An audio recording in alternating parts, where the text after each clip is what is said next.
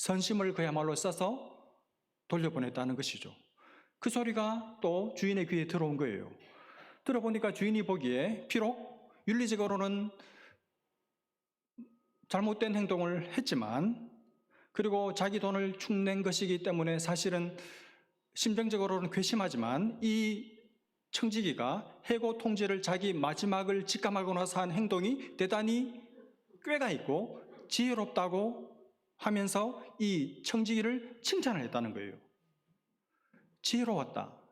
여러분, 이 불의한 청지기가 뭐가 지혜롭습니까? 두 가지를 한 것이죠. 첫 번째는 뭐냐면, 비록 자기 것은 아니지만 주인의 것이지만, 그래서 불의한 재물이지만 그걸 가지고 사람을 얻었다는 것입니다. 친구를 사귄 거예요. 불의한 재물을 가지고 친구를 샀습니다. 이게 첫 번째 지혜로운 점이죠. 두 번째 지혜가 뭡니까? 어쨌든 자기 의도는 아니지만 어쨌든 주인의 돈을 가지고 빚진 사람들의 빚을 상당 부분 경감해 줌으로써 이 청지기가 주인에 대한 평판이 좋게 만들었다는 거예요. 그런 면에서 주인이 어느 정도 흡족한 마음을 가지도록 한 지혜를 이 불의한 청지기는 가지고 있었다는 것입니다. 예수님이 이런 비유를, 실화는 아니죠, 이런 비유를 말씀하시고 나서 이런 비유를 도입하게 된 예수님의 의도, 목적, 예수님께서 결론적으로 말씀하십니다. 그게 9절입니다. 내가 너희에게 말하노니 불의한 재물, 불의의 재물로 친구를 사귀라. 그리하면 그 재물이 없어질 때, 네가 해고 통지를 받거나 아니면 이 땅의 삶을 마치고 죽게 되었을 때 그들이 너희를 영주할 처소로 영접하리라. 이게 예수님의 결론의 말씀이었습니다. 근데 여러분, 이 말씀은 지금 누구에게 하시는 말씀입니까? 9절에 여기 너희가 누구죠? 1절에 나와 있는 대로 제자들이죠. 예수님의 제자들에게 하시는 말씀입니다. 그런데 동시에 14절에 보시면 바리새인들은 돈을 좋아하는 자들이라. 이 모든 예수의 말씀을 듣고 비웃거늘, 그러니까 제자들에게 1차적으로 말씀하실 뿐만 아니라 돈을 좋아하는 바리새인들을 향해서, 바리새인들을 겨냥해서 하시는 말씀이기도 합니다. 니들 돈 좋아하잖아. 사람들이 그러대, 너 바리새인들 종교인인데 돈 좋아하는 사람들이라며. 하나님 이름 덜먹이지만 매주 예배에 빠지지 않고 나오는 주일 성수하는 하나님의 백성이라고 하지만, 하나님의 백성들을 인도하는 율법 선생이라고 말하지만 너희들 속에는 돈 사랑으로 가득하잖아. 돈밖에 모르잖아. 속에는 하나님을 사랑하는 마음 싹 사라지고 너희들 속에는 돈밖에 없잖아. 이 세상이 전부잖아. 그러니 너희들 가지고 있는 그거 네 거야? 그 불의한 재물이잖아. 남의 거잖아. 남의 것 빼앗아서, 남의 것 도둑질해서 힘으로, 권력으로, 종교적인 권력을 행사해서 남의 것 빼앗아서 부셔된 거잖아. 너희들이 가지고 있는 그 재물, 불의한 재물이잖아. 그런데 그 불의한 재물로 이 불의한 청지기, 세상 사람들보다 더 못하게 그 불의한 재물을 가지고 왜 친구를 안 사귀고 네 배만 불려, 이 돈 좋아하는 녀석들아. 이렇게 돈 좋아하는 바리새인들을 간접적으로 힐난하고 책망하시는 말씀이기도 해요. 그리고 당장은 아니지만 바리새인들처럼 될 가능성을 가슴속에 탑재하고 있는 당신의 제자들에게 하시는 말씀이기도 합니다. 이해가 되시죠? 일단 이렇게 정리해 놓고 예수님이 결론적으로 하시는 말씀 9절을 좀 깊이 살펴볼 필요가 있습니다. 여러분, 9절의 말씀은 오늘 우리에게 대단히 중요한 말씀입니다. 너무나도 필요한 강력한 말씀입니다. 우리 모두가 이 말씀을 명심하고 붙들고 앞으로 우리의 남은 살 얼마 될지는 모르지만 한시도 잊어버리지 않고 가슴속에 새기고 이 말씀대로 살아가야 할 그런 중요한 말씀이에요. 한 문장으로 정리하면 불의한 재물로 친구를 사귀라, 그 말씀이죠. 불의한 재물로 친구를 사귀라. 여러분, 이 말씀이 선뜻 가슴에 받아들여집니까? 선뜻 이해가 되시나요? 솔직히 선뜻 이해가 되지 않습니다. 그렇죠? 아니, 불의한 재물이라니. 내가 언제 불의한 재물을 취했어? 내가 번 이 돈이 불의한 돈이라고? 나는 열심히 애써서 직장에 들어갔고 직장 생활을 성실하게 해서 남들보다 더 땀 흘려 열심히 성실하게 일해서 번 돈인데 내가 모은 돈, 이 재물, 이게 불의한 재물이라고? 여러분, 인정할 수 없잖아요. 여러분이 열심히 일해서 번 돈은 불의한 재물이 아닙니다. 의로운 재물이고 정당한 수고의 대가를 받은 것이죠. 그건 하나님 앞에, 사람 앞에, 회사 앞에 정당하고 떳떳하고 당당한 것이죠. 불의한 재물 아닙니다. 근데 지금 예수님은 불의한 재물을 가지고 친구를 사귀래요. 어떻게 이해하고 어떻게 해석해야 합니까? 지금 예수님이 하시는 말씀은 우리가 생각하는 그 논리가 아닙니다. 여러분, 이 말씀을 보다 더 선명하게 이해하기 위해서 그 다음 구절들을 더 봐야 합니다. 예수님은 우리의 이해를 더 돕기 위해서 그 다음 10절, 11절, 12절에 똑같은 의미를 담은 다양한 표현을 구사하고 계십니다. 10절을 한번 보십시오. 지극히 작은 것에 충성된 자는 큰 것에도 충성되고 지극히 작은 것에 불의한 자는 큰 것에도 불의하니라. 이게 두 가지가 나왔죠. 무엇과 무엇입니까? 지극히 작은 것 그리고 큰 것이에요. 이따가 우리 이거 외워야 됩니다. 그 다음에 11절에도 보십시오. 너희가 만일 불의한 재물에도 충성하지 아니하면 누가 참된 것으로 너희에게 맡기겠느냐. 이게 또 두 가지가 나오죠. 불의한 재물 그리고 참된 것. 그 다음에 12절에도 보십시오. 너희가 만일 남의 것에 충성하지 아니하면 누가 너희의 것을 너희에게 주겠느냐. 이게 두 가지가 뭡니까? 남의 것 그리고 너희의 것, 남의 것 그리고 내 것. 이렇게 대조를 하고 계십니다. 이해가 올 것 같습니까? 예수님 지금 굉장히 정교하게 아주 치밀하게 그리고 머리를 써서 단어들을 표현들을 섬세하게 구사하고 계십니다. 잘 뜯어보면 예수님의 명확한 어떤 의도 목적을 간파할 수가 있습니다. 여러분 지금 10절, 11절, 12절에서 똑같은 의미를 가진 다른 두 군, 두 무리 그룹의 이 단어들을 대척점에 놓고 사용하고 계십니다. 이걸 딱 의도적으로 구분하고 계시는 거예요. 정리를 해볼까요? 한 그룹은 어떤 겁니까? 10절에 지극히 작은 거, 11절에 불의한 재물, 12절에 남은 것, 이게 같은 거예요. 지극히 작은 것, 불의한 것, 남의 것, 이게 한 무리고, 그 다음에 다른 한 무리는 뭐냐 하면 10절에 큰 것, 11절에 참된 것, 12절에 너의 것, 내 것. 이렇게 크게 대조를 이루고 있습니다. 여러분, 이게 예수님께서 지금 제자들인 우리들에게 하고 싶으신 말씀의 핵심입니다. 이걸, 이 두 가지를 구분하고 살라는 거예요. 이거를 구분할 줄 알아야 하고, 이거를 구분하고 인생을 살라고 말씀하시는 겁니다. 그런데 예수님 말씀에 의하면 그 당시 바리새인과 서기관들은 이걸 구분하지를 않았습니다. 이걸 구분할 줄 몰랐습니다. 아니, 앞부분의 것만 가지고 뒷부분을 놓치고 살았습니다. 지극히 작은 것, 그 다음 뭐죠?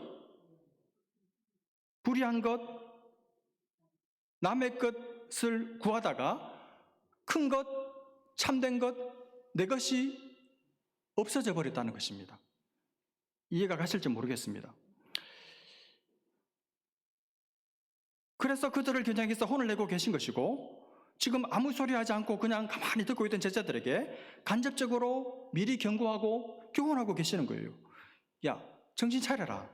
너희들도 정신 차리지 않으면 너희들도 저 바리새인들, 서기관들처럼 남들 볼 때는 신앙생활 잘하고 신앙 좋은 것처럼 코스프레하고 있을지 모르지만 그 속은 돈밖에 모르는, 돈을 좋아하는 자들이라. 남들은 다 그렇게 알고 있는, 오명만 남기고 종교의 껍데기만 남기고 비참하게 죽을 수 있다. 하나님 앞에 당연히 가서 거기도 내 것이 있고 큰 것이 있고 참된 것이 있을 줄 알고 하늘에 갔는데 큰 것은커녕 참된 것도 없고 내 것도 없는 그냥 빈털터리가 될 수도 있으니 조심해라, 정신 차려라. 이렇게 당신의 제자들에게 미리 경고하고 계시는 거예요. 여러분, 오늘 이 말씀은, 예수님 이 말씀은 오늘을 사는 우리들에게 하시는 경고입니다. 너는 구분할 줄 알아? 너는 구분하고 살아? 이 두 개가 딱 대척점에 있어서 대조를 이루고 있다는 사실을 알고 살아? 너는 구분하고 사느냐? 너는 돈 좋아하는 자다. 너는 세상밖에 없다. 너는 겉으로는 신앙의 모든 양태들을 다 가지고 있지만 속에는 세상이 전부야. 그런 소리를 들어야 할 자가 아니냐? 무섭게 경고하고 계시는 거예요. 여러분, 좀 더 생각을 해보겠습니다. 이쪽 우리가 뭐라 그랬죠? 지극히 작은 것. 계속 나올 테니까 외우셔야 됩니다. 불의한 것, 남의 것. 여러분, 지극히 작은 것, 불의한 것, 남의 것. 이게 뭘까요? 1차적으로는 우리가 이 세상에서 가지고 있는, 우리가 이 세상에서 벌어서 가지고 쓰는 모아놓은 재물을 말하겠죠. 물질, 돈을 말해요. 내가 번 돈을 말합니다. 근데 그게 내가 벌어놓은 이 모든 게, 이 땅에서 쓰는 모든 게 지극히 작은 거고 불의한 거고 남의 거래요. 여러분, 선뜻 납득이 잘 안 가시죠? 그리고 2차적으로는 우리 인생, 우리의 시간, 우리 젊음, 내가 가진 어떤 달란트, 재능, 시간, 이런 것을 총칭한다고 볼 수 있습니다. 이게 지극히 작은 것이고 불의한 재물이고 남의 거라는 거예요. 한마디로 우리가 이 땅에서 빌려서 쓰는 모든 것입니다. 먼저 예수님 말씀하시기를 그거 남의 거다, 남의 거. 이렇게 말씀하십니다. 기분 나빠요. 남의 거? 내 건데? 여러분, 예수님 말씀에 남의 거다. 그러면 누구 거라는 말입니까? 주인이 따로 있다는 말이죠. 주인이 따로 있고 우리는 그 주인에게 일정 기간 빌려서 받아서 맡아서 쓰는, 여러분, 맡아서 관리하는, 오늘 본문에 나왔죠, 그 표현이 청지기라는 겁니다. 우리는 주인에게 받아서 쓰는 청지기라는 거예요. 그러면 우리한테 빌려준 주인은 누굽니까? 그분이 바로 우리의 생명의 근원이신, 우리를 이 땅에 생명을 주어서 보내신, 사명을 띄워 보내신 하나님이죠. 우리에게 생명을 주시고 우리에게 이 고귀한 인생을 주시고 우리에게 시간을 주시고 우리에게 젊음을 주시고 우리에게 물질을 주시고 우리에게 달란트와 재능을 주신 하나님이 내가 가진 모든 것의 주인이고 그분이 내게 지금 가지고 있는 이 모든 것을 빌려주셨다는 말입니다. 나는 그분에게서 받아 쓰는 청지기예요. 그래서 내 게 아니고 남의 거예요. 그리고 지극히 작은 거래요. 아니, 솔직히 여러분 엄청 크지 않습니까? 일론 머스크, 또 삼성가가 가진 돈은 우리의 상상을 초월하는, 평생 버려도 만질 수 없는 엄청나게 큰 돈이잖아요. 우리가 볼 때는, 아니 적어도 제가 볼 때는 지극히 큰 것입니다. 그러나 주인이신 하나님이 보실 때는 조금 주셨다는 거예요. 조금 나보다 조금 더 많이 빌려주셨다는 거예요. 하나님 보실 때는, 내가 볼 때는 엄청나게 크지만, 지극히 큰 것이지만 하나님 보실 때는 지극히 작은 것입니다. 또 불의한 재물이에요. 불의한 재물. 여러분, 앞에 두 가지는 그래도 이해하겠는데 모든 재물이 다 불의한 재물은 아니잖아요. 성실하게 정당하게 의롭게 벌어서 돈을 가진 사람들도 많잖아요. 그런데 어떻게 불의한 재물이라고 말할 수 있습니까? 기분 나쁘게. 어떤 의미에서 우리가 번 돈이 불의한 재물일까요? 여러분, 어렵게 생각할 필요 없습니다. 내게 아니기 때문에 불의한 재물이에요. 내가 지금 가지고 있는데 내게 아닌 걸 가지고 있는 겁니다. 남의 것을 내가 가지고 있는 겁니다. 여러분, 남의 걸 가지고 있다? 둘 중에 하나죠. 도둑놈이거나 아니면 청지기거나. 내게 아니기 때문에 이 재물은 불의한 재물이에요. 이게 한 물입니다. 오랜만에 돌아왔으면 좀 쉬운 설교를 하지 너무 어려우시죠? 네. 그 다음에 반대쪽 편. 뭐죠? 큰 것, 참된 것, 그리고 너의 것, 내 것. 이건 뭘까요? 앞에 것은 우리가 이 땅에서 쓰는 모든 것이라고 말했죠. 그럼 이것은 반대입니다. 우리가 앞으로 하늘에서 받게 될 모든 것입니다. 우리가 영원한 하나님 나라에 갔을 때 그때 받게 될 모든 것을 말해요. 그게 뒤에 있는 한 그룹입니다. 그것은 큰 것이고 그것이야말로 참된 것이고 그게 바로 네 거다, 진짜 내 거라고 주장할 수 있는 유일한 것이 여기 있지 않고 거기 있다는 거예요. 그렇게 말씀하고 계십니다. 먼저 큰 거래요. 여러분, 우리는 이 땅에서 큰 것을 가지고 싶어 하죠. 아무리 큰 것을 가졌다고 해도 작은 것입니다. 그날에 영원한 하나님 나라에 갔을 때 진짜 큰 것을 주실 줄로 믿습니다. 그게 큰 것입니다.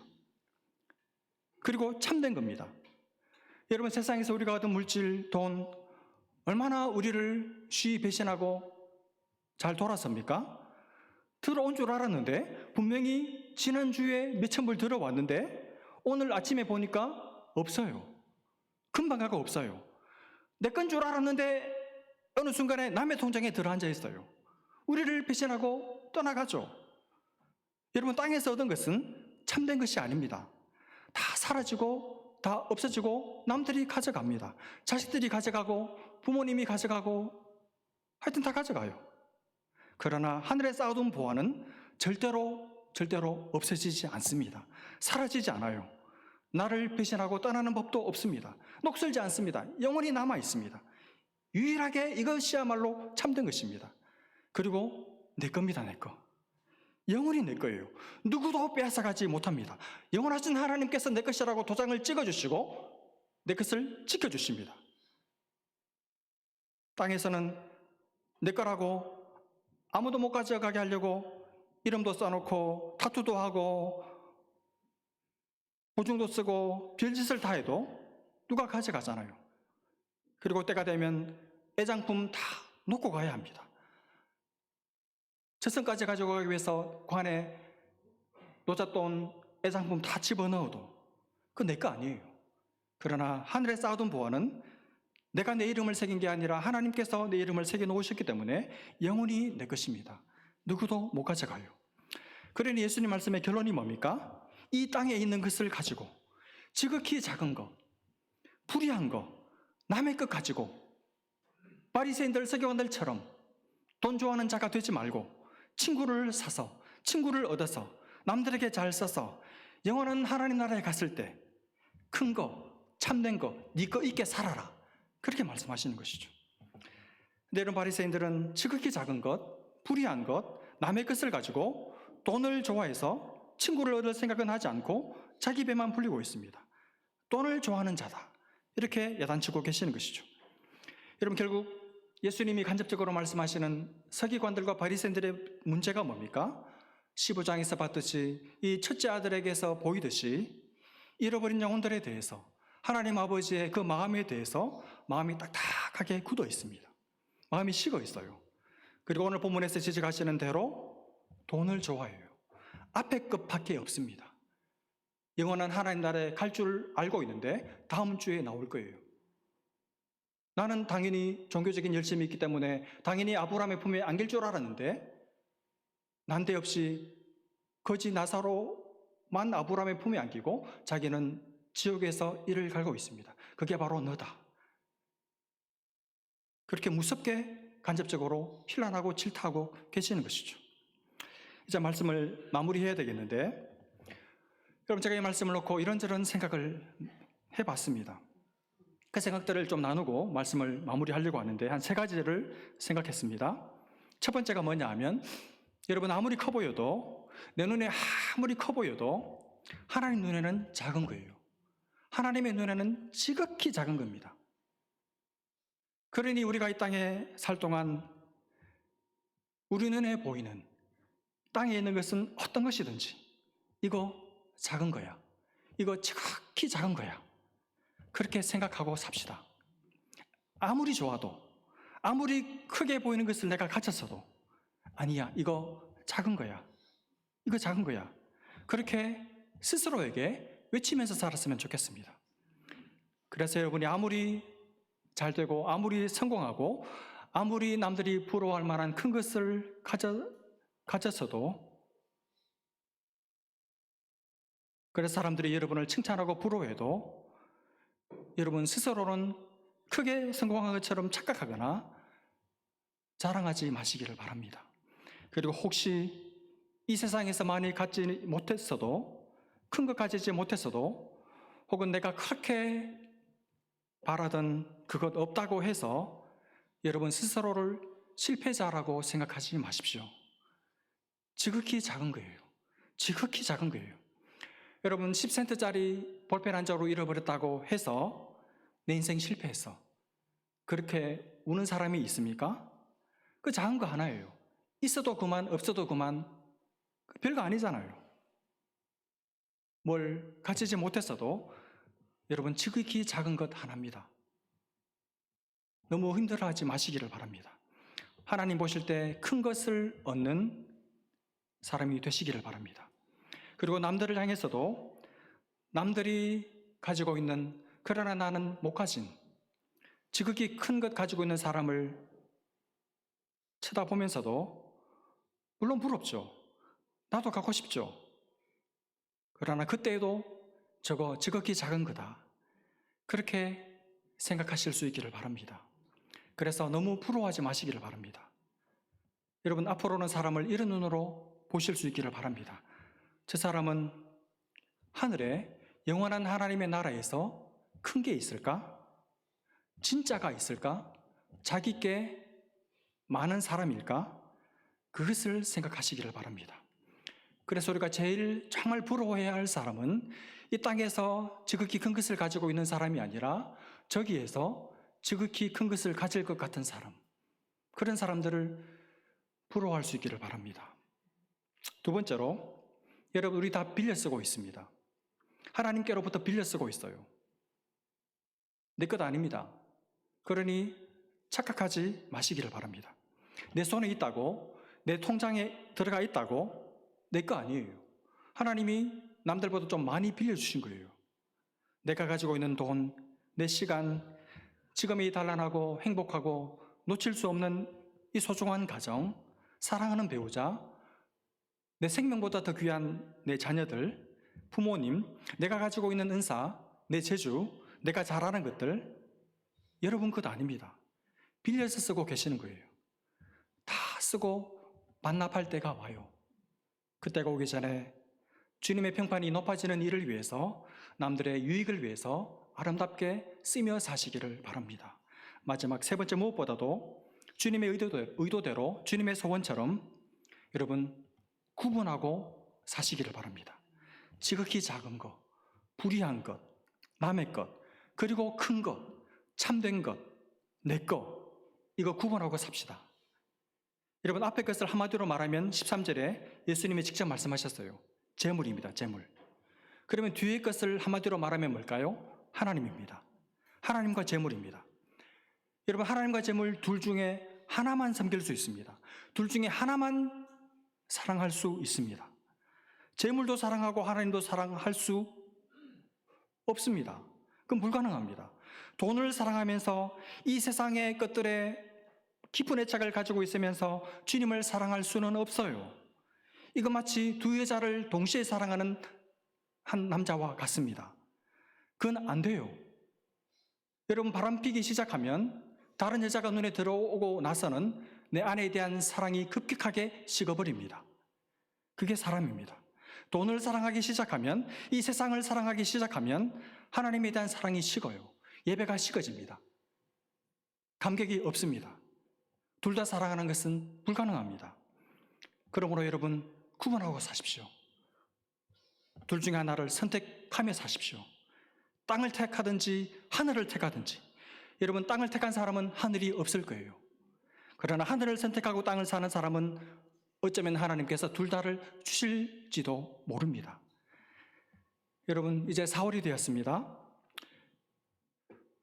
4월은 주님의 고난을 묵상하는 고난주간이 있는 달이죠. 그리고 고난을 뚫고 죽음을 이기시고 부활하신 영광스러운 부활절이 우리 앞에 기다리고 있습니다. 주님을 묵상하고 주님 앞으로 가까이 나아가기에 이때보다 더 좋은 때가 없는 것 같아요. 교회에서도 여러분의 영혼의 성숙을 위해서, 여러분의 영혼의 정결함을 위해서 이런 특별한 저녁 기도회도 하지 않습니까? 저는 이런 때 우리 모두가 주님 앞에 더 많이 더 깊이 나아가는 그런 시간들이 많아지기를 소원합니다. 그래서 우리 영혼에 나도 모르는 사이에 묻어있던 때들을 깨끗이 벗겨내는, 그래서 세상 사랑하고 돈 사랑하던 우리의 마음들이 정결함을 얻게 되는 그런 귀한 은혜가 이 4월에 있기를 간절히 바라고 축복합니다. 기도하겠습니다.